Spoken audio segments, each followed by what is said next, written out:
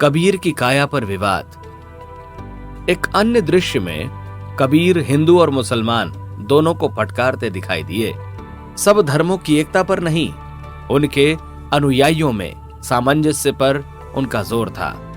बाहरी स्वरूप, कर्मकांड, प्रतीक और आचरण आदि में जमीन आसमान का अंतर होते हुए भी सब धर्म एक ही सत्य का उद्घोष करते हैं। वह सत्य अपने भीतर बैठा परमात्मा और बाहर उसी की अभिव्यक्ति का उद्घोष है।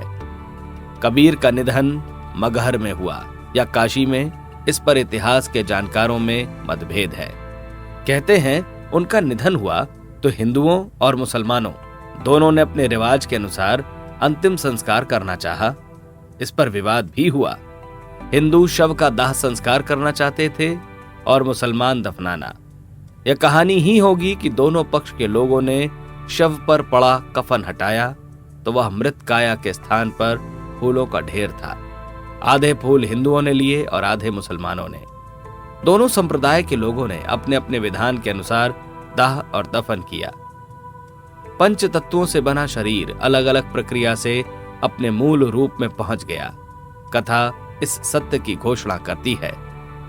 एक वर्ग की मान्यता है कि अंतिम समय निकट जानकर वे स्वेच्छा से काशी छोड़कर मगहर चले गए। उद्देश्य इस अंधी धारणा को तोड़ना था कि काशी मोक्ष नगरी है, वहां जो कोई भी मरता है वह मुक्ति प्राप्त कर लेता है।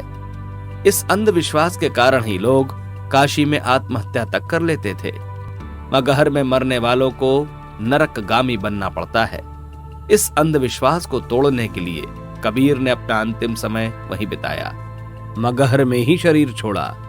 कौन कहता है कि मगहर में मरने से कबीर को कर्म बंधनों ने जकड़े रखा होगा? कबीर का जीवन ऐतिहासिक वर्णनों की अपेक्षा मिथकों और किंवदंतियों में ज्यादा झलकता है। मुसलमान जुलाहे ने उनका पालन पोषण किया। कहते हैं कि वे किसी ब्राह्मण कन्या से जन्मे थे। उनके जन्म और लालन पालन में हिंदू तथा मुस्लिम दोनों ही धर्मों की छाया थी। हिंदू और इस्लाम दोनों ही धर्मों में छाए पाखंडों और अंधविश्वासों का जैसा कड़ा विरोध उन्होंने किया, वह सभी जानते हैं। इन प्रयासों की प्रतिक्रिया भी कम नहीं हुई। कुछ संप्रदाय वालों ने उन्हें जान से मरवाने की कोशिश की तो कुछ ने उन्हें काशी से निष्कासित करा दिया। कबीर के जीवन से संबंधित अनेक घटनाएं श्री राम के मानस पटल पर उमड़ आईं।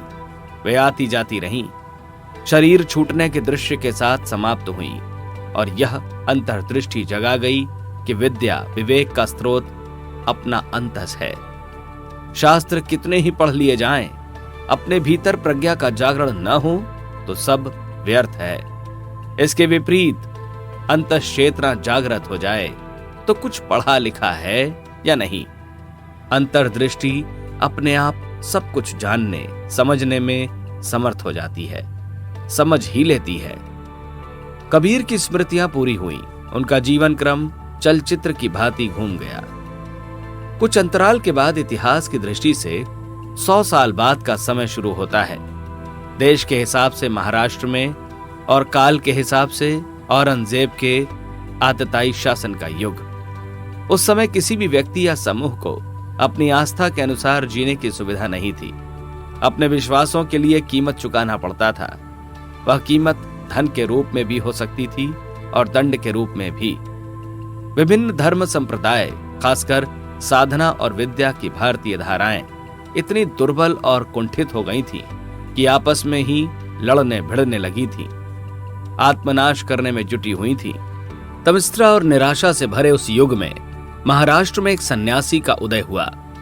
पूजा की कोठरी में श्री राम के सामने उस साधु की जीवन लीला के विभिन्न दृश्य उभरते हैं। विवाह मंडप में युवा रामदास बैठे हैं, पास ही वधू। सप्तपदी शुरू होने से पहले पुरोहित ने कर्मकांड के लिए तैयार रहने के उद्देश्य से कहा, वर वधू सावधान, अर्थात आगे की क्रियाएं होश के साथ उनका अर्थ समझते हुए संपन्न करो। सावधान के उद्घोष ने रामदास की चेतना को अलग ही तरह से झकझोर दिया। अंतरात्मा ने कचोटा था, देश और धर्म इन भीषण स्थितियों से गुजर रहा है, तुम्हें घर गृहस्थी बसाने की पड़ी हुई है। रामदास विवाह मंडप छोड़कर भाग निकले, सावधान हो गए। सन्यास जीवन अपनाया। परशुराम की तरह शास्त्र और शस्त्र दोनों की शिक्षा का प्रचार किया।